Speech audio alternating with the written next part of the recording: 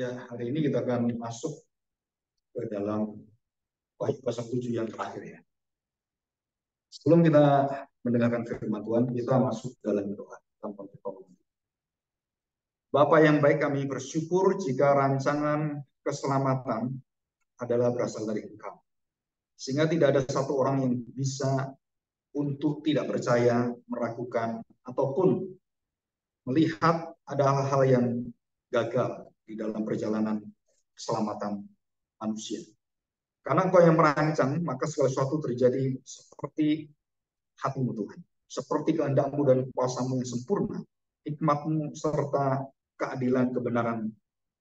Dalam perjalanan Engkau memberikan siapakah dirimu, belum dikenal, dan begitu samar-samar.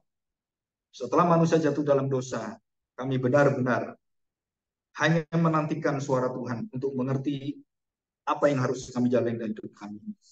Melalui nabi-nabi dan juga melalui hukum Taurat, serta beberapa tanda-tanda perjanjian yang sudah Engkau berikan. Pada akhirnya kami menemukan satu penggenap yang Engkau janjikan dari sejak awal dunia belum dijadikan. Nama kami sudah dicatat di dalam kitab kehidupan. Sebelum semua terjadi, sebelum manusia bisa melakukan hal yang baik dan yang jahat. Bahkan sebelum kami ada, Engkau sudah merancang semuanya. Engkau berdaulat, dan segala sesuatu tidak ada yang terluput ataupun yang Engkau lengah untuk mengawasinya. Dan kami percaya hari ini kami akan belajar bahwa bangsa Israel adalah bangsa yang Engkau pilih, bangsa secara daging di dalam keturunan Abraham. Dan Engkau menjadikan bangsa ini menjadi lambang bangsa yang kekal, yang akan bersama-sama dengan Engkau, hidup bersama dengan Engkau. Dan inilah penggenapan dalam kitab Wahyu. Kami melihat dan kami belajar siapakah bangsa Israel yang sejati itu. Tolonglah kami dan bawalah kami dengan kuasa Roh-Mu sehingga kami bisa mengerti dengan iman kami, walaupun banyak sekali pertanyaan ataupun kerinduan kami dan keinginan tahu kami yang begitu besar. Tapi biarlah kami dibatasi oleh iman kami karena firman sudah cukup dan sudah puncak dari seluruh pedoman kebenaran yang tertinggi. Terima kasih Bapak, di dalam nama Tuhan Yesus kami serahkan doa kami. Amin. Kita buka kitab Wahyu pasal yang ke-7. Ayat 9 sampai ayat yang ke-17.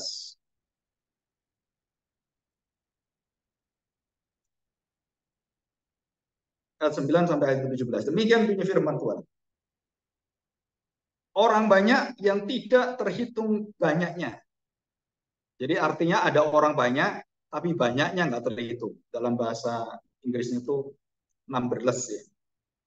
Jadi tidak bisa dihitung atau uncountable. Countless juga bisa. Jadi angkanya tidak terhitung. Nah, setelah waktu kita melihat pasal 7 ya, ayat yang keempat, itu angkanya jelas ada, terhitung dan genap. Yaitu 144.000 orang-orang yang telah dimeteraikan. Jadi ada dua ya. Yang satu begitu tepat dituliskan 12 suku Israel, 12 rasul, dan dikali dengan bangsa, kaum, dan suku. 10. Ya, itu adalah kelengkapan, keutuhan kemanusiaan seluruhnya. Jadi 144.000 orang itu terhitung dan angkanya tepat ada. Sedangkan kita lihat di sini ayat yang ke-9 dikatakan suatu kumpulan besar. Dikatakan kemudian daripada itu aku melihat sesungguhnya suatu kumpulan besar orang banyak yang tidak terhitung banyaknya. Nggak bisa dihitung. Apakah Tuhan tidak bisa menghitung? Tuhan bisa. Sampai detail-detail dia tahu. Tapi ini adalah dalam bahasa kita sebagai manusia, dan ini adalah satu ungkapan. Berdiri, dikatakan di sini, dari segala bangsa dan suku dan kaum dan bahasa. Jadi saudara, ini orang banyak itu dalam bahasa Yunani itu laon ya. Laon itu masyarakat yang besar sekali, jadi kumpulan yang besar sekali. Nah, masyarakat yang besar sekali itu diambil dari, dikatakan di sini, dari segala bangsa. Bangsa-bangsa diambil bukan semua bangsa, tapi beberapa dari bangsa-bangsa itu, orang-orang itu. Dari segala bangsa, dan kemudian suku, kaum, dan bahasa. Jadi ini saudara, kaum pilihan Allah. Jadi yang tidak terhitung itu, banyaknya yang tidak terhitung, itu adalah orang-orang yang dipilih dari bangsa, suku, bahasa, kaum, dan semuanya.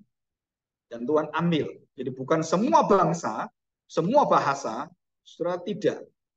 Jadi orang berbahasa, berbangsa, bernegara, dan bertanah air yang ada di masing-masing itu diambil oleh Tuhan dan dipilih oleh Tuhan, dan tidak semua, karena itu bagian ya, di dalam bahasa aslinya itu kelihatan bahwa itu adalah diambil dari, dan bukan semua.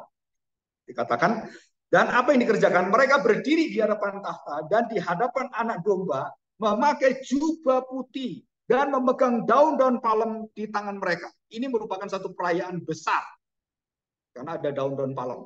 Satu sukacita yang luar biasa. Dan dikatakan di sana, berdiri di hadapan tahta dan di hadapan anak domba. Jadi ada dua. Di hadapan tahta itu di hadapan Allah Yahweh. Di situ ada Bapa dan di situ ada kuasa Roh Kudus. Dan di hadapan, dikatakan di sini, anak domba. Saudara, semua yang kita lihat di dalam kitab Wahyu ini, pusat ibadah adalah bukan kita melihat Yesus sebagai singa Yehuda, tapi dia sebagai anak domba yang disembelih. Dan itulah puncak keselamatan kita. Puncak pengorbanan Kristus. Kenapa anak domba, anak domba, anak domba? Lihatlah anak domba, ya kan? Dan kita diberitahu di dalam kitab Wahyu juga anak domba. Jadi di surga pun pusat daripada ibadah kita adalah ibadah anak domba yang berkorban bagi kita, yang menyukakan hati Tuhan, dan kita memuji-muji dia. Apa yang dipuji? Pengorbanannya, kesetiaannya, dan ketaatannya, ketundukannya kepada Bapaknya. Itu menyukakan hati kita semua. Karena itu menjadi jaminan kita. Ya, jaminan kita, bukan kita yang taat. Kita ini manusia berdosa, nggak mungkin taat. Kita ini mati, nggak mungkin hidup. Banyak orang ingin mengenal pengajaran keselamatan iman Kristen sesuai dengan firman Tuhan, itu masih bercampur dengan merit, ya, dengan charity, dengan macam-macam. Kalau kita mengatakan bahwa itu murni perbuatan Allah di dalam Kristus dan tidak bisa ditambah dan tidak bisa dikurangi. Karya Allah semata-mata. Jadi sola gratia, anugerah Allah. Di situ jelas. Saudara, dikatakan di sini berdiri di hadapan tahta dan di hadapan anak domba, memakai jubah putih, memegang daun-daun palem di tangan mereka. Ini adalah satu kemenangan besar yang akan mereka sambut dan mereka sedang merayakan itu di depan mereka. Ya, saudara perhatikan, nanti di pasal ke-8, kita melihat pasal ke-8, itu cawan dicurahkan. 7 cawan maut. Kebinasaan itu, musibah bencana itu akan dicurahkan. Dan diberi tanda dengan 7 sangkakala. Ini yang 7 terakhir, surga itu berdiam, sunyi sepi pada pasal 8 ayat 1 dan selanjutnya. Nanti kita akan bahas minggu depan, gitu kan. Nah, waktu kita melihat hal ini, apa yang terjadi? Seluruh malaikat yang ada dan seluruh surga itu berdiam, sunyi. Dan banyak yang mengaitkan ini dengan kematian Kristus pada saat gelap gulita dan di dalam kesunyian. Ada perkaitan, tafsir lainnya ada pada sana. Tetapi ini adalah kejadian nanti yang akan terjadi, yang mirip dengan kejadian salib Kristus. Selama 3 jam, matahari tertutup dan tertunduk dan tidak mampu melihat karya yang begitu besar. Nah, saudara, di situ kita melihat apa yang terjadi, bahwa Kristus menjadi puncak dari karya keselamatan yang Tuhan berikan pada kita. Jadi saudara ingat baik-baik bahwa keselamatan kita bukan karya usaha kekuatan kita. Dan itu harus dicatat baik-baik. Tidak bisa ditambahi apapun. Saudara. Termasuk iman kita pun tidak menyelamatkan. Jadi kasih kita pun kepada Tuhan tidak menjadi jaminan. Loh Tuhan, aku ini mengasihi kamu, aku melayani kamu. Pelayanan kita bukan jaminan kita bisa diselamatkan. Tapi pelayanan kasih kita, saudara, adalah bukti bahwa saya sudah diselamatkan. Beda ya. Yang satu mencari dengan bukti ini loh, saya melayani kamu, saya baik pada kamu, saya bisa melakukan mujizat, saya bisa mengabarkan Injil, saya bisa berkhotbah, bahkan saya bisa bernubuat, dan banyak pendeta sekarang bernubuat. Saudara, itu semua tidak pernah melahirkan keselamatan, tetapi itu semua lahir dari keselamatan. Perbuatan baik itu bukan melahirkan,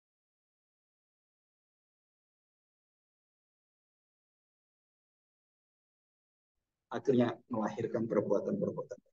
Jadi itu adalah hasilnya, bukan penyebabnya. Saudara, itu ada dalam Galatia pasal 5, ada dalam Roma pasal 4. Saudara baca semua itu ada semua. Oke, saudara kita lihat ya. Saudara, memakai jubah putih menunjukkan satu perubahan dan kita masih melihat apa yang terjadi dengan jubah. Ya. Saudara ingat baik-baik dalam Alkitab. Makanya kita harus belajar Alkitab, baca Alkitab tiap hari itu apa. Jadi waktu saudara dengarkan khotbah, waktu saya ngomong tentang jubah, saudara saya tanya, jubah pertama kali yang dimiliki manusia menyelamatkan manusia itu kapan terjadi?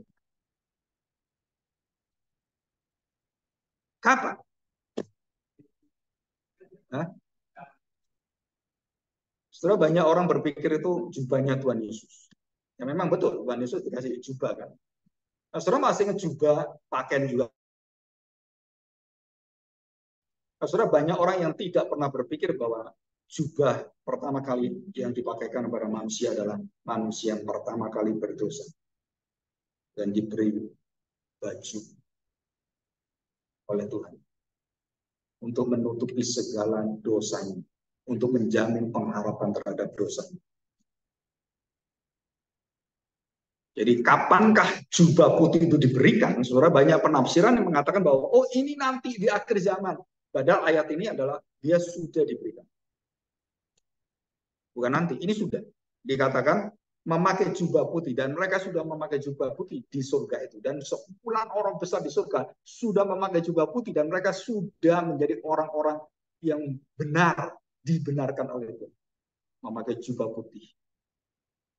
Kenapa bisa putih? Karena darah Kristus yang suci membersihkan darahmu yang kotor. Pernah cuci darah? Dan itulah darah Kristus dan darahmu. Pernah lihat cuci darah nggak? Kenapa pas saya cuci darah jadi saya tahu. Jadi kalau dicuci darah itu dikasih darah yang segar, darah kita itu pelan-pelan dibuang, diganti darah yang baru. Gitu. Seminggu kemudian seger, semua seger. Ya kayak orang normal aja gitu. Begitu darah itu mulai kotor lagi, karena ginjalnya kan nggak berfungsi. Kotor lagi, kotor lagi, kotor lagi, cuci darah lagi, dikasih lagi, seger lagi. Dan gitu terus. Sama dengan pankreas yang dikasih insulin, sama juga. Nah, saudara perhatikan, darah Kristus yang bersih, yang kudus itu, kemudian dimasukkan dalam darah kita yang kotor, yang penuh dengan kenajisan itu. Dan mengalirlah darah Kristus, dan kemudian menggantikan semua darah kita. Jadi kita ini, saudara dengan Bapak ya, kita ini, dikatakan kita manusia baru, artinya apa? Darahmu darah siapa? Tubuhmu, pikiran siapa? Sebenarnya sederhana. Keselamatan itu apa? Keselamatan adalah seluruh hidupmu adalah hidup yang semuanya bergantung pada Kristus. Dimulai dari mana? Dari darahmu. Darah itu apa? Nyawa, hidup, mati dan hidup. Jadi mati dan hidup saya itu bergantung pada Tuhan. Jadi hubungan kita itu hubungan mati dan hidup. Bukan hubungan reparasi, servis. Oh, laptop ini rusak di servis. Wah, kamu moralnya nggak benar di servis. Wah, kalau nggak benar lagi dimasukin penjara, nggak benar lagi masukin ke rehabilitasi. Kamu kan rada gila sekarang. Stres kan? Maka dikasih obat penenang. Nah, saudara, itu adalah reparasi. Dan itu tidak pernah menyembuhkan. Semua apa yang ada, penjara, rehabilitasi, ilmu psikologi, nggak pernah menyelamatkan orang, nggak pernah menyembuhkan orang. Dia hanya menghindarkan sementara waktu. Tapi kalau hatinya nggak diberesin, nggak bisa. Ya, jadi kita ini, status kita adalah orang-orang yang memakai jubah penuh dengan kematian. Dan diubahkan dengan jubah darah Kristus. Dan siapa memakai pertama kali orang yang dibenarkan oleh Tuhan? Adalah Adam dan Hawa. Dan siapa yang percaya kepada Adam dan Hawa, dan Adam dan Hawa bercerita pada anak-anaknya yang percaya, maka dia mendapatkan jaminan keselamatan dengan imannya menuju pada Mesias. Dan kemudian kita lihat Kain dan Habil. Siapakah dua orang ini percaya? Dua-duanya sepertinya anak Adam dan anak Hawa yang harusnya beriman dan baik. Tapi saudara, Kain memilih memberikan persembahan dan Habil memilih memberikan persembahan yang sama. Tapi hatinya beda. Kenapa hati beda? Cuma satu beda. Kenapa persembahan Habil kok diindahkan? Loh, kok saya enggak? Kenapa itu dibakar Tuhan? Kok saya dibakar Tuhan?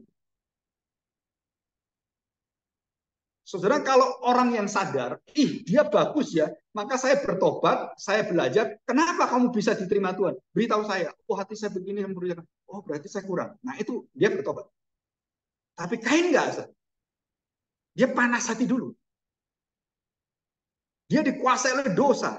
Nah dosa yang menguasai Kain ini, itulah dosa maut yang dilihat oleh Adam dan Hawa, dan bagaimana dan Hawa melihat anaknya jatuh dalam dosa maut. Itu Kain. Manusia pertama kali yang jatuh dalam maut.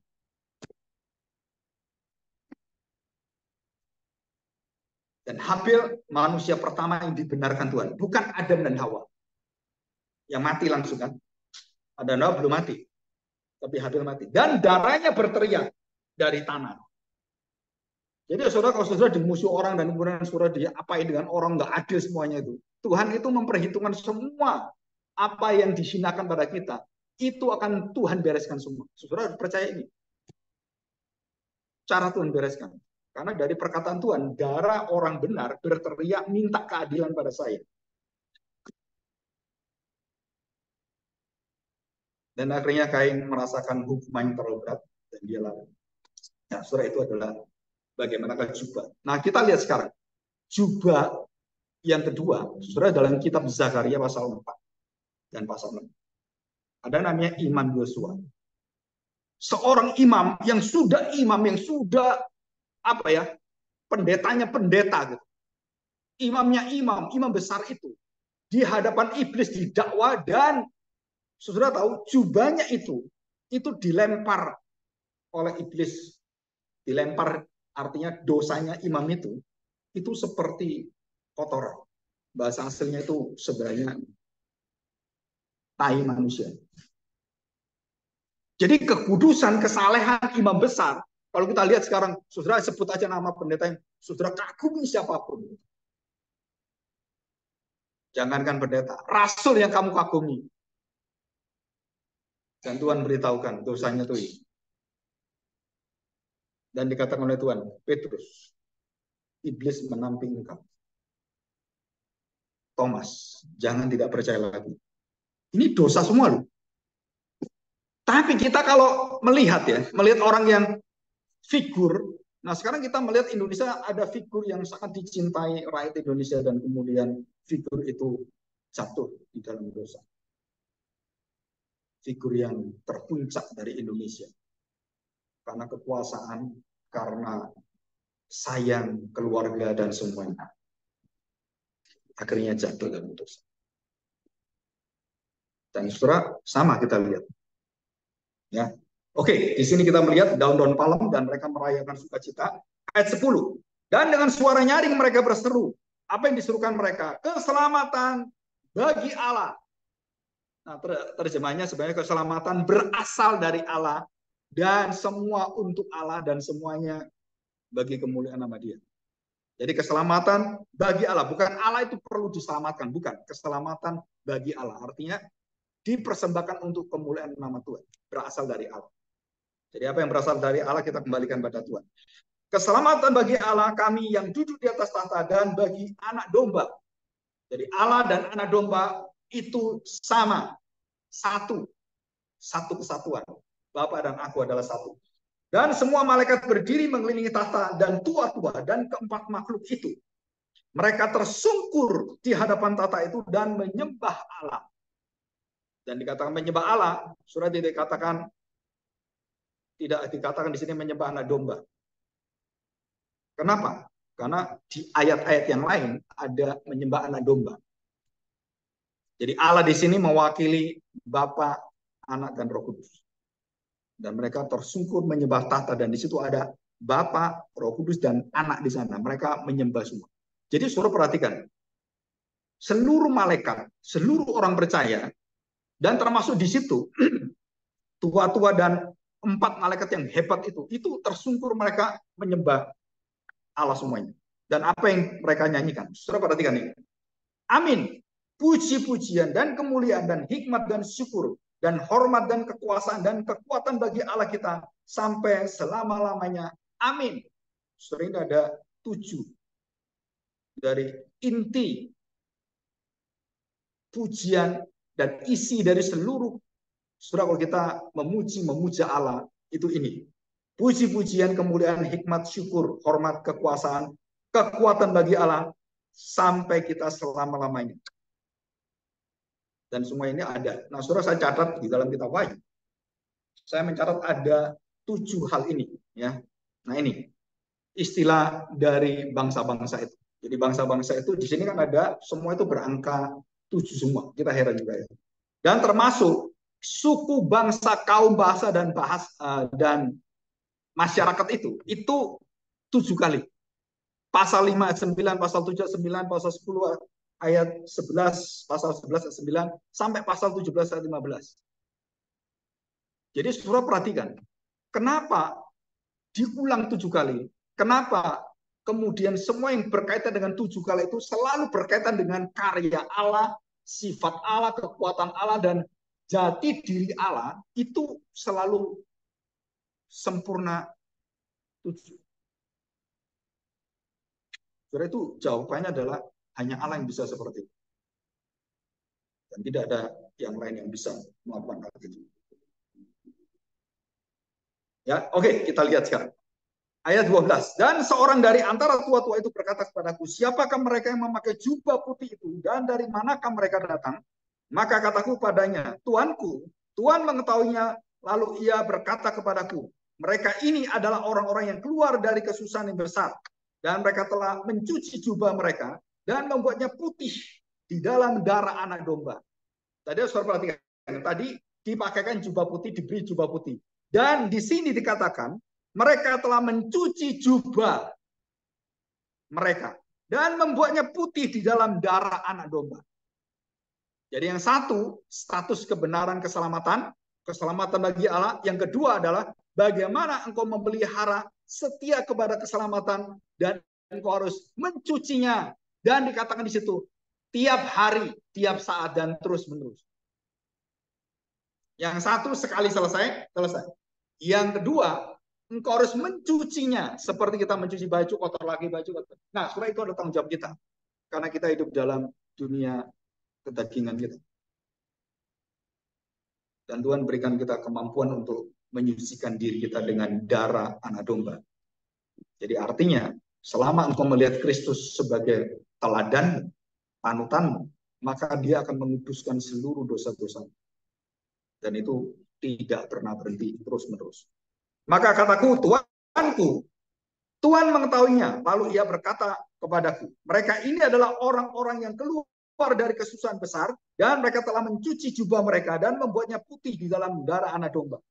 15. Karena itu mereka berdiri di hadapan tahta dan melayani dia siang malam di bait sucinya, dan ia yang duduk di atas tahta itu akan membentangkan kemahnya di atas mereka. Dan ini satu jaminan, satu asuransi dari Tuhan. Mereka tidak akan menderita lapar dan dahaga lagi. Sekarang kita belum. Tapi nanti kita dijamin oleh Tuhan. Dan matahari atau panas terik tidak akan menimpa mereka lagi. Jadi saudara jangan mencari matahari di surga. Karena tidak ada matahari. Bintang-bintang dijatuhkan oleh Tuhan, dihancurkan semua. Kan ada ayatnya, bintang-bintang berjatuhan. Jadi nanti bumi dan langit baru tanpa bintang-bintang dan cahaya di atas angkasa. Itu cahaya dari mana? Langsung dari Tuhan. Bagaimana cahaya dari Tuhan? Ya nggak tahu. Ya barusan ini saya mendapatkan dari satu majalah di luar negeri. 2-3 hari yang lalu itu ada kapal goncang, kapal pesawat terbang goncang. Rasanya tuh udah mati lah gitu. Kayak terjun gitu, kayak nggak ada kendalinya. Dan mereka berdoa dan kemudian tiba-tiba perempuan ini berdoa dengan sungguh, dengan berkata di hadapan Tuhan, dialah semua kami serahkan dalam Engkau. Tapi aku ingat Engkau bisa menenangkan badai. Dan dia berdoa. Dan kemudian ada satu suara, suruh lihat di luar itu ya, jendela ya. Dan itu gelap sekali dan terjadi kayak badai. Kemudian perempuan ini moto yang di pintu itu siapa? Karena itu kan, wah itu situasinya kan udah orang pada gitu semua kan. Ada yang nyebut nama Allahnya mereka, dan ada yang nangis-nangis, ada yang gemeter-gemeter gitu kan. Dan dia kemudian memfoto itu. Kok kayak ada cahayanya gitu. Terus dia foto. Nah dia udah selesai, wah dia bersyukur. Nggak sampai 15 menit kemudian, itu tenang. Dan selesai. Terus dia, fotonya tuh dia cetak. Dan waktu dicetak, saudara, di situ ada pribadi yang bercahaya.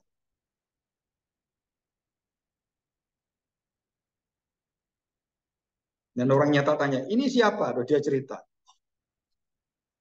Dan orang itu percaya itu adalah penampakan dari kemuliaan Kristus. Atau mungkin malaikat. Dan itu bentuknya, badannya ada. Ya, saudara, itu adalah satu cerita. Dan banyak cerita seperti itu ya. Nah, saudara, kita melihat bahwa di dalam dunia ini, saudara tidak bisa menghindar tribulasi.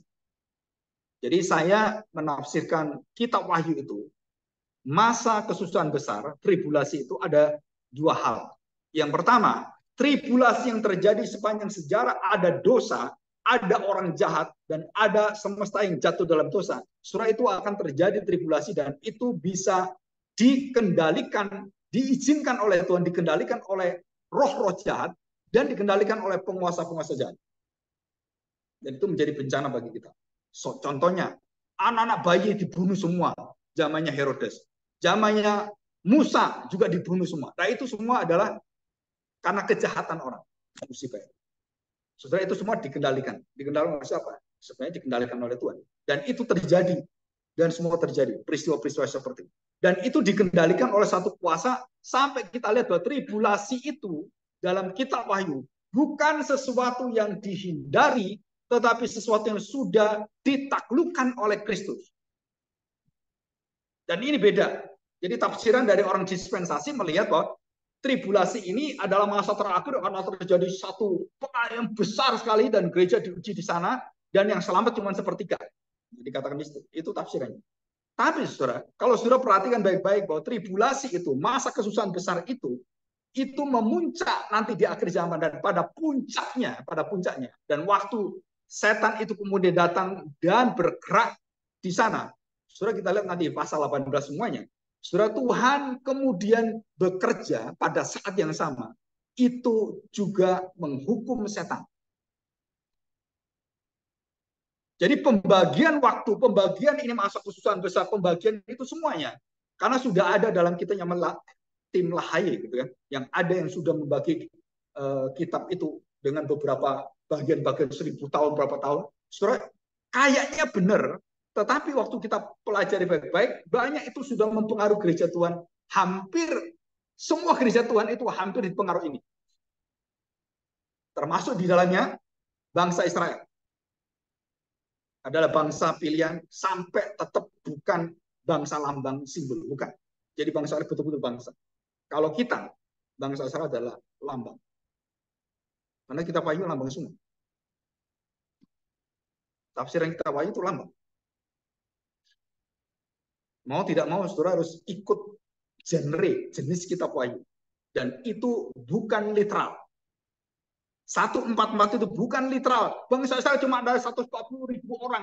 Dan tidak ada yang lain. No, itu lambang simbol. Bangsa Israel banyak. Ratusan juta orang. Kalau zaman dulu bisa miliaran. Nggak tahu saya. Bukan 144 itu bangsa Israel. Oh, ini yang bangsa Israel betul-betul ini seperti Abraham di situ, Daud di situ. No, nggak ada tafsiran itu. Itu tafsiran yang menyesatkan. Ya, kita lihat ini. Jadi kita lihat bahwa tribulasi itu dikatakan di sini, saudara perhatikan, bahwa mereka tidak akan mengalami jatuh iman dan gugur imannya di masa-masa tribulasi, dan Tuhan jamin semua. Dan itulah janji Tuhan. Dan kapanpun Tuhan jamin. Dan bukan hanya itu, Tuhan memberikan Roh Kudus-Nya kepada kita. Jadi banyak orang itu percaya Roh Kudus, tapi percaya murtad. Itu nggak masuk akal. Bagaimana engkau percaya Roh Kudus, kamu percaya orang Kristen bisa murtad jadi Roh Kudus karena dengan dosanya dia? Ini nggak masuk akal. Roh Kudus kok kalah dengan dosa? Yang benar itu Roh Kudus kalahkan dosa. Nah itu benar. Lu kok bisa murtad, Pak? Ya berarti Roh Kudus nggak ada dalam hidup dia. Itu caranya gampang sekali. Lu dia Kristen? Ya bisa. Memang susahnya apa? Karena Kristenan banyak yang sungguh-sungguh sangat sedikit. Oke, kita lihat ini. Apa yang dijamin oleh Tuhan? Mereka tidak menderita lapar, dahaga, dan dikatakan matahari dan panas terik tidak menimpa mereka. Semua akibat dari dosa. Saudara, kenapa panas ini? Waduh, matahari kok terik. Aduh, panas ini. Bandung panas, Surabaya panas. Aduh, 34 derajat. Udah teriak-teriak. Saudara tahu, di Mekah 52 derajat. Terpaut 20 derajat. Mau hidup sana? Hah?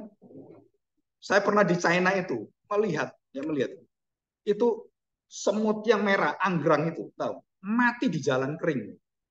Kenapa? Kena badai kering. Jadi waktu terjadi badai pasir itu melanda kota itu kan, badai pasir itu kan pasir plus angin plus panas semua kan. Itu binatang yang ada kecil-kecil itu mati semua, kering. Jadi kita lihat sepanjang jalan banyak binatang mati. Yang nggak sempat sembuh mati semua, kering. Saudara kita keluar, aduh panas. Saudara tahu, masih sadar dunia penuh dengan dosa. Itu Al-Wahyu ngomong gitu. Jadi kalau kamu kepanasan, sadar dunia jatuh dalam dosa. Kalau masuk ke AC, wah puji Tuhan, masuk surga. Kenapa? Masuk AC kan? Kayaknya kita sudah berada di surga. Saudara, di surga itu termostatnya itu sangat nyaman. Mau kering, mau panas, mau dingin, apapun. Itu surga itu tidak terpengaruh dengan situasi itu. Dan saya nggak tahu bagaimana bisa. Dan saudara saya beritahu, nanti saya beritahu. Di surga nggak perlu baju. Lupa telanjang semua. Nggak tahu saya. Tapi kita telanjang pun tidak malu. Loh, kayak orang di Bali, Pak. Telanjang nggak malu. Ya, kalau itu malu-maluin. Tapi di surga, saudara, semua yang rasa malu karena dosa semua, nggak ada. Waduh Pak, gimana bayangin? Gampang bayangin kamu. Jadi suami istri baru tahu. Nah itulah surga yang Tuhan sisakan dalam hidup. Betul kan? Tapi hak istimewa suami istri itu terus kemudian dibuka untuk orang lain boleh. Nah itu neraka. Saudara, suami istri di dalam ketelanjangan Tuhan berikan kamu beranak cucu di dalam seluruhnya di hadapan Allah, dan kamu semuanya adalah melihat bagaimana surga itu masih bertahta di dalam hidup manusia. Tuhan masih berikan. Tapi manusia begitu banyak menyalahkan. Oke ya, kita lanjutkan.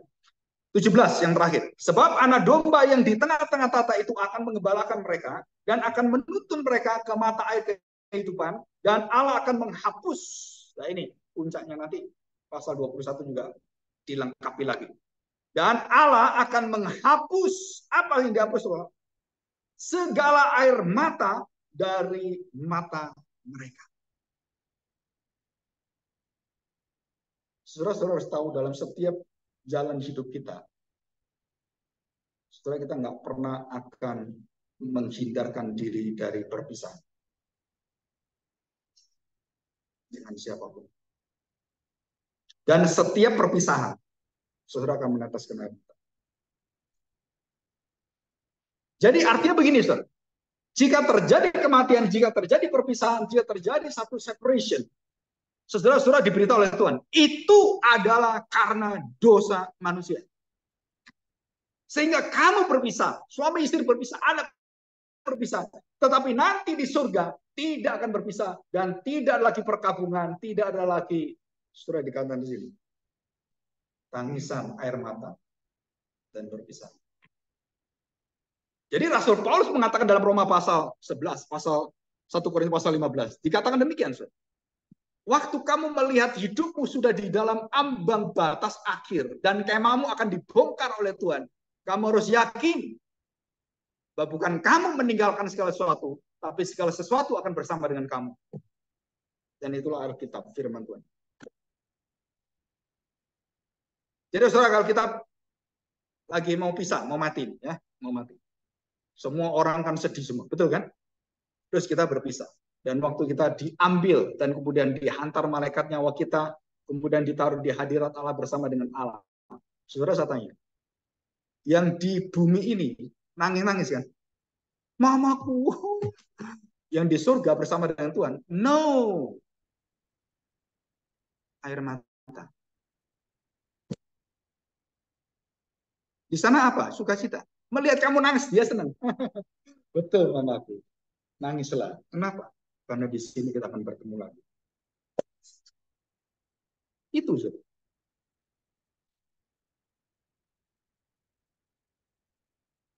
Di surga tidak ada tangisan air mata perpisahan. Di surga adalah ada pertemuan kembali. Surah ini dikatakan oleh firman Tuhan, bukan kita. Jadi orang-orang yang tidak mengerti firman Tuhan, ada yang mengatakan seperti orang ateis, seperti liberal, atau orang Kristen saya yang mengatakan, wah kalau orang mati ya sudah selesai mati kita, udah habis lah, udah nihil, sudah nggak ada, udah bebas. Udah kemana? Nggak ada. Dan banyak orang percaya seperti itu. Anak muda di Amerika juga sama semuanya. 87% mereka semua yang bukan dari lingkungan Kristen. Mereka semua percaya tidak ada kehidupan selanjutnya. Mereka tidak pernah percaya ada surga apa. Enggak ada itu. Itu karangannya orang Kristen. Bikinannya orang-orang Kristen. Bikinan orang beragama. Nah, saudara, kita melihat ini. Ya, perhatikan baik-baik. Oke. Saudara, siapa yang dimeterai? Kita melihat ada dua meterai. Ya. Saudara, meterai yang pertama adalah meterai yang kemudian kita lihat orang percaya dimeteraikan dengan huruf meterai Taf. T. Huruf akhir dari Ibrani yang ke-22, huruf awalnya Alif, Yunani Alfa, dan Omega. Tuhan katakan, akulah Alfa dan Omega. Itu sama persis dengan akulah Alef dan Taf. Saudara, angka Taf itu artinya apa? Dimeteraikan, artinya bahwa Taf itu angka terakhir yang sempurna, yang genap, dan tidak ada tambahan lagi, dan itu dimeteraikan. Dan kita adalah umat yang sudah dicetak, digenapi, disempurnakan. Dan di mana? Di dahi sama. Dan di dahi itu lambang, bukan tempatnya, tapi lambang bahwa pikiranmu dan seluruh hidupmu itu sudah dimeteraikan, dimiliki, dikontrol oleh Tuhan. Ini sudah saya jelaskan pada pasal 5 pasal. Jadi dimeteraikan. Sedangkan, saudara perhatikan, orang-orang yang tidak dimeteraikan, tidak diberi jubah, itu dimeteraikan juga. Dan siapa yang memeteraikan? Bukan Tuhan, tapi anti Tuhan, anti Kristus. Bagaimana mereka membuat meterai itu? Mereka dimeterai dengan angka 666. Artinya tanda kebinasaan.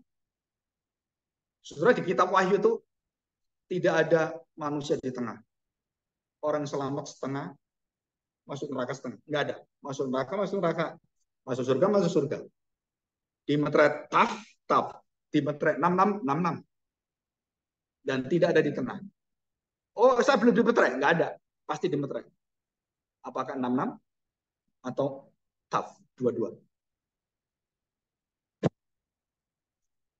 Nah, saudara, dari sini kita tahu bahwa Tuhan begitu jelas memisahkan manusia dengan pemeteraian.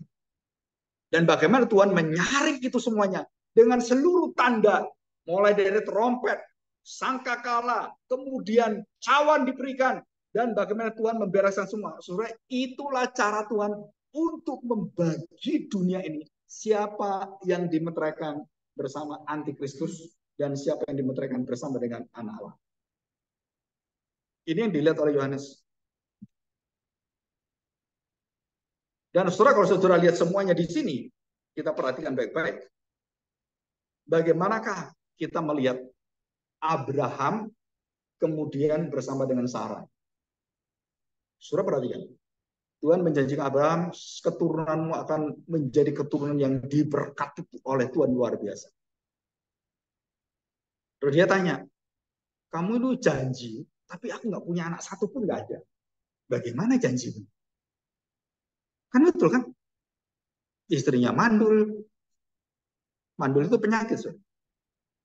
Dan kemudian sudah menopause, sudah tua. Abraham juga sudah tua, sudah pada tua gitu kan? Bagaimana itu?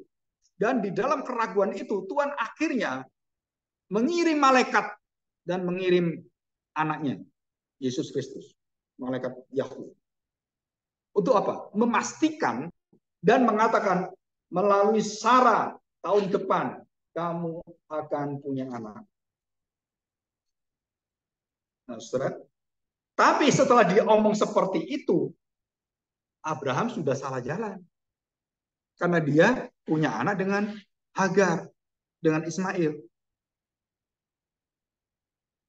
Dan terjadilah lagi di dalam anaknya Ishak.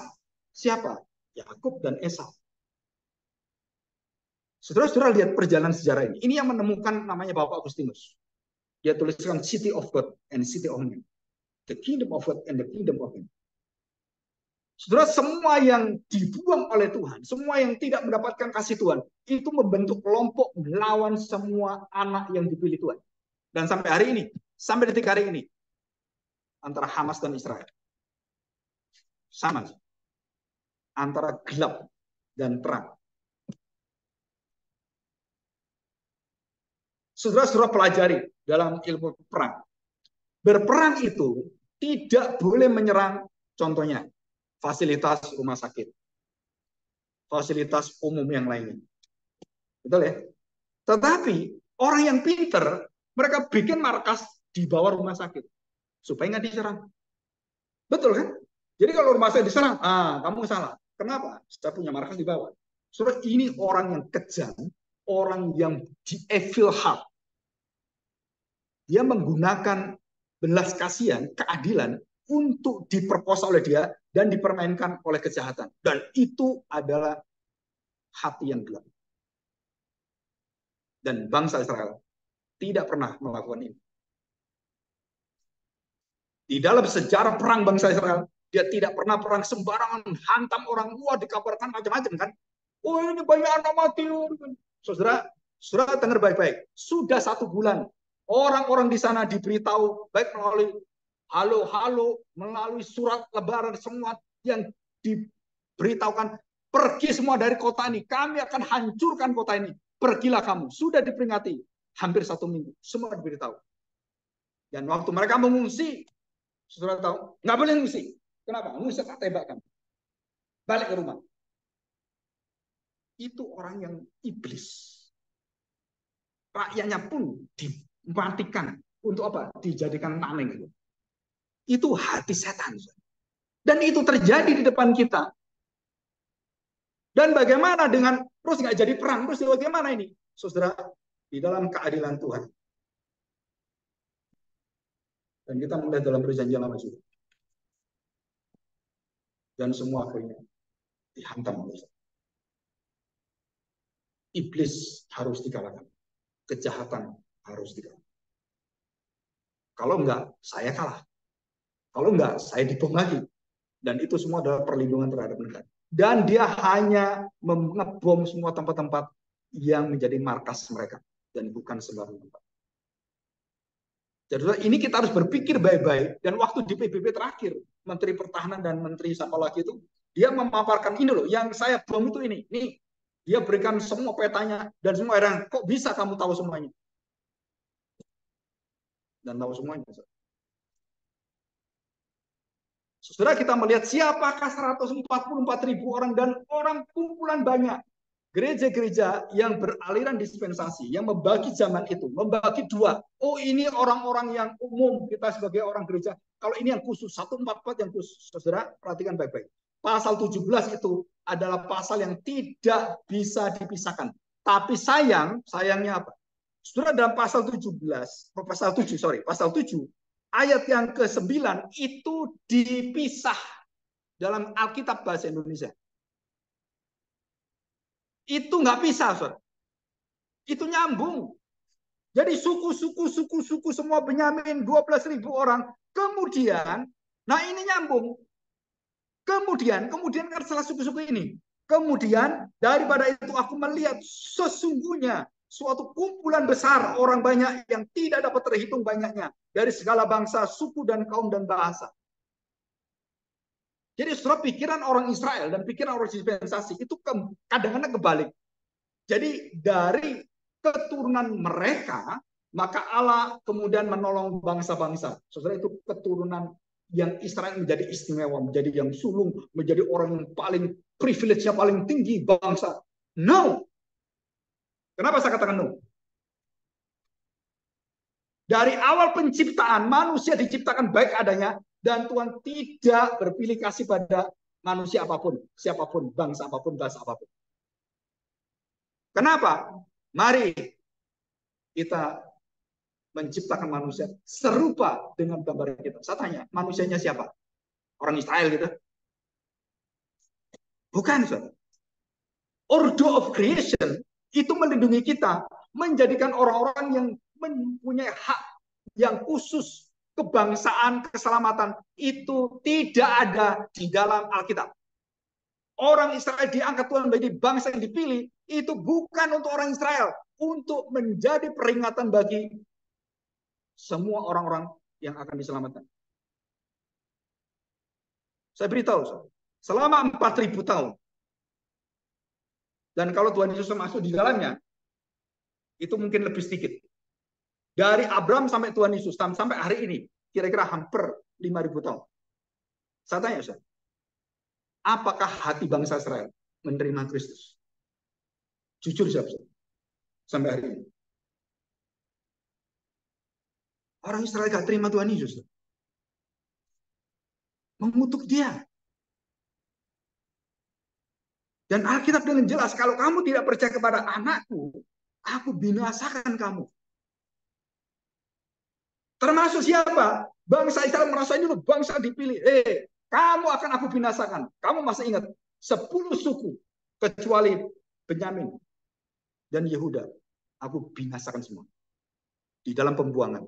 Dan pada tahun 70 Masehi, engkau merasa engkau dua suku yang paling hebat, maka di situ Tuhan hancurkan semuanya dan Tuhan libas semuanya, dan tidak ada lagi bangsa Israel yang privilege secara khusus, dihapus oleh Tuhan. Selesai. Jadi sekarang ini, saudara, Netanyahu itu bukan Israel asli. Kalau nggak percaya, cek DNA-nya. Dan banyak orang menafsirkan, oh ini orang Israel asli masih ada, oh itu kaum sisa. Saudara, kaum sisa itu pada saat Tuhan Yesus, itu yang ada seperti orang-orang Yusuf, Maria dan semuanya, itu the remnant. Setelah pembuangan ada the remnant. Dan itu berhenti dalam Kristus, dan Tuhan Yesus mengatakan, kamu lihat semua puncak kejayaanmu. Ini bait Allah yang luar biasa kamu kagumi. Ritualmu yang kamu junjung tinggi, Tauratmu. Tuhan katakan apa? Aku hancurkan di dalam 3 hari. Melambangkan apa? Melambangkan Yerusalem baru, Bait Allah baru, Israel baru, Abraham baru, Adam baru, Musa baru, Daud baru, Salomo baru, dan semua baru. Siapa semua ini? Mesias. Jadi saudara kita jangan apa ya, jangan membelain orang Israel itu. Orang Israel juga orang menghujat Kristus ya. Walaupun sangat dekat dengan Amerika. Karena orang Amerika yang paling hebat itu semuanya orang Israel juga. Yang pegang ekonomi dunia juga orang Israel. Keluarga-keluarga konglomerat yang nggak tahu itu uangnya serinya berapa. Nggak ada serinya itu. Bahkan dia bisa menggulingkan kerajaan. Saudara, ada yang mengatakan Indonesia mau digulingkan dengan mereka. Sangat mudah. Mau diombang-ambing bisa, saudara. Apalagi ini pemilu. Sangat mudah. Dan kita punya kebangsaan masih rentan dengan divide et impera dalam agama dan semua. Dan sudah diperingatkan oleh Ibu Koni, seorang ahli. Jangan sampai peristiwa 98 akan terjadi jika presiden tidak mengantisipasi itu. Saudara, ini bukan ancaman. Nah, saudara, jadi kita lihat bahwa yang sudah dimeteraikan, jadi 144 ini juga adalah orang-orang yang kalau kita lihat, jadi orang Israel khusus melahirkan bangsa-bangsa, bukan kebalik, saudara. Bangsa-bangsa itu akhirnya dipilih oleh Tuhan, satu namanya Abraham, dan kemudian jadi Israel. Israel kemudian menjadi terang bagi segala bangsa, dan bangsa-bangsa masuk semua kembali, dan Israel dengan seluruh bangsa menjadi satu di dalam Kristus. Dan itu Alkitab. Jadi sekarang jangan minta lagi, saudara berkata, oh ini keturunannya Abraham. Kita lihat sebagai ayat penutup, Roma pasal 9 ayat 16.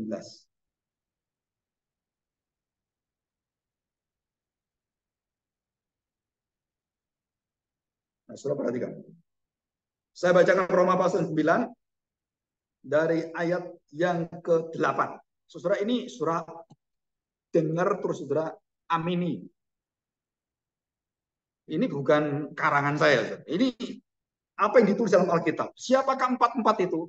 Dan empat-empat itu melambangkan akan kesempurnaan orang-orang yang dipilih oleh Tuhan. Dan siapa yang dipilih oleh Tuhan itu? Tuhan bukakan ini loh, begitu banyak orang Israel yang di dalam seluruh dunia ini. Nih orang Israel. Jadi saudara kalau kita lihat, segala bangsa lahir Israel. Israel melahirkan segala bangsa. Dan siapakah Israel melahirkan segala bangsa?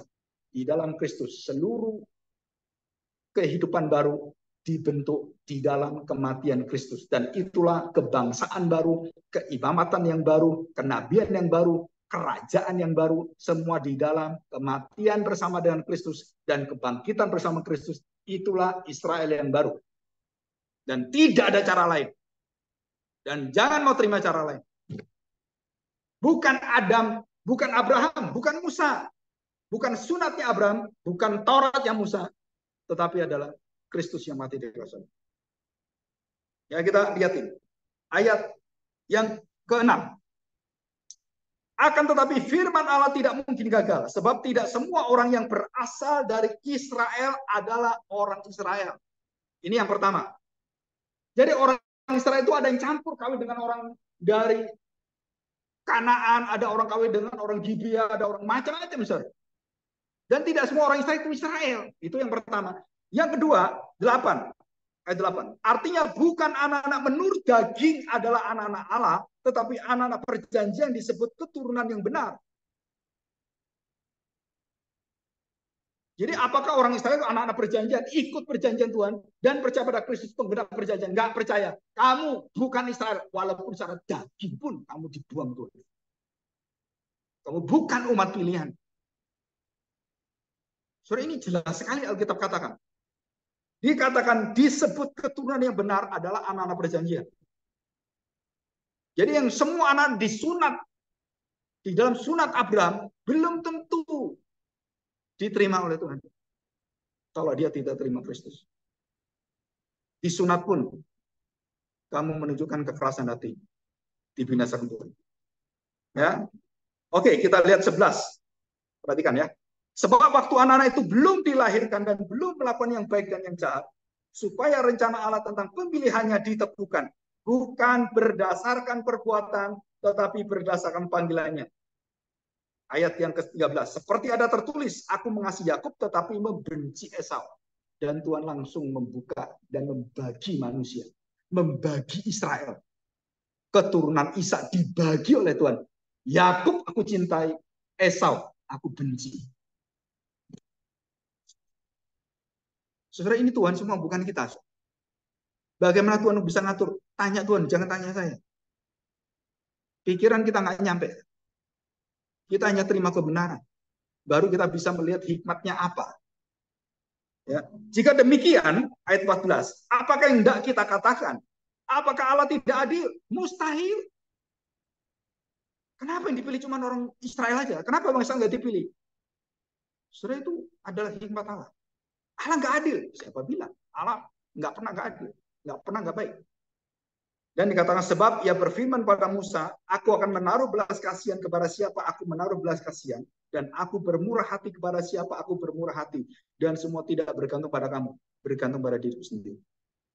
Dan itu jawaban Tuhan. Siapakah orang Israel ini? Semua yang mendapatkan tanda darah Kristus, percaya pada Kristus, milik Kristus, dan barulah mereka sebagai orang-orang di dalam 144 kumpulan yang sempurna itu, dan dari kumpulan orang yang tak terhitung banyak.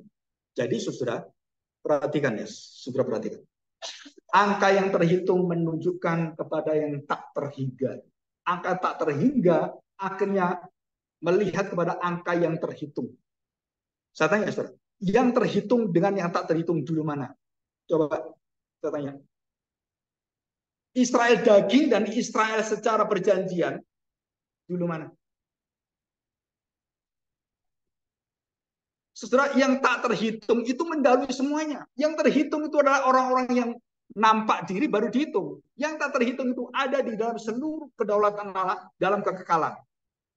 Jadi berapa banyak orang, saudara, itu mendahului dari seluruh pilihan dari para Israel. Kenapa Israel dipilih? Karena semua manusia sudah jatuh dalam dosa dan Tuhan ingin menyampaikan pada kita betapa cintanya dia pada manusia. Dan selama hampir 4.000 tahun, bangsa Israel dicinta oleh Tuhan. Sampai hari ini, saudara, tidak menunjukkan tanda pertobatan dan menerima Mesias. Dan pasal 9 ayat 1 dikatakan, aku mengatakan kebenaran dalam Kristus. Aku tidak berdusta. Aku tidak berdusta. Aku menyuarakan suara hatiku, turut bersaksi dalam Roh Kudus. Dan perhatikan ayat 2, bahwa aku sangat berduka cita. Ini Paulus nangis. Paulus sedihnya luar biasa. Dan selalu bersedih hati. Bahkan aku mau terkutuk dan terpisah dari Kristus. Demi saudara-saudaraku. Demi bangsaku. Kenapa Tuhan memberikan hati Paulus seperti ini? Sudah tahu? Karena bangsa Israel tidak terima bapaknya. Tidak terima Tuhan. Sudah itu kesedihan Rasul Paulus. Rasul Paulus bisa ngabarkan Injil ke bangsa-bangsa lain. Dan dia tidak bisa ngabarkan Injil kepada bangsa sendiri. Dan dia menangis. Dan banyak orang bisa ngabarkan Injil kepada anak-anaknya, orang lain. Tapi anak sendiri nggak bisa. Bisa seperti itu. Bisa ngajar anaknya orang lain, nggak bisa ngajar sendiri. Bisa. Dan itu banyak orang seperti itu. Dan Alkitab mengatakan dengan sungguh-sungguh bahwa keturunan daging yang menjadi kekuatan privilege, saudara, itu sudah digugurkan oleh Tuhan. Dan sekarang anak-anak perjanjian. Keturunan secara rohani di dalam Kristus. Jadi saudara, mulai dari sekarang, jika ada orang menafsirkan Israel seperti ini, saudara, firman Tuhan dalam kitab Wahyu tidak mengizinkan kita menafsirkan itu, saudara. Ya. Oke, saudara, nanti pasal 14 ada pengulangan sedikit dan kita akan masuk dalam pasal 8 ya. Dan kita siapkan hati kita, pasal 8 ini pasal yang sangat mengerikan. Masuk dalam masa-masa kebinasaan yang luar biasa. 7 cawan akan dicurahkan. Mari kita berdoa, kita bersyukur pada Tuhan. Kami bersyukur di hadapan-Mu Bapa. Kami sudah mengenal akan hati-Mu. Hati-Mu adalah bukan menjunjung satu suku bangsa atau suku tertentu, Dan kami seringkali di dalam gereja, kami merasakan ada pembatasan-pembatasan dalam kesukuan. Kadang-kadang dalam kepemimpinan, kadang-kadang di dalam pelayanan, di dalam pergaulan. Kami percaya Tuhan, orang-orang di dalam Engkau, orang-orang yang tidak akan membuat perbedaan di dalam ras, suku, dan segala bentuk yang ada dalam manusia, yang menjadi sifat dasarnya. Kami percaya Tuhan bahwa Engkau sudah memberikan satu contoh teladan, Kristus Yesus Mesias, Tuhan kami, manusia sempurna, akhirnya dihujat, ditolak, dan dibunuh, dibantai oleh bangsanya sendiri, oleh miliknya sendiri, oleh anaknya sendiri, yang tidak terima kebangsaan, keistimewaan Israel itu dibuka untuk orang lain dan menjadi milik bangsa-bangsa. Mereka tidak terima Tuhan, dan mereka membunuh Engkau untuk hal ini. Dan disitulah dosa yang besar. Rasul Paulus dan para rasul menangisi bangsa Israel. Dan seperti kami hari ini. Tapi kami percaya Tuhan, bangsa Israel juga bangsa-bangsa yang pilih. Salah satunya dalam mereka. Kami bersyukur mereka akhirnya menjadi yang terkemudian. Walaupun terkemudian, mereka tetap mendapatkan kesempatan untuk percaya. Dan kami yang terkemudian, kami akan menjadi yang terdahulu. Kami bersyukur karena Tuhan yang mengatur semuanya. Terima kasih Bapak untuk kebaikan ini. Kami serahkan doa kami di dalam nama Tuhan kami Yesus Kristus. Amin. Saya serahkan pada itu.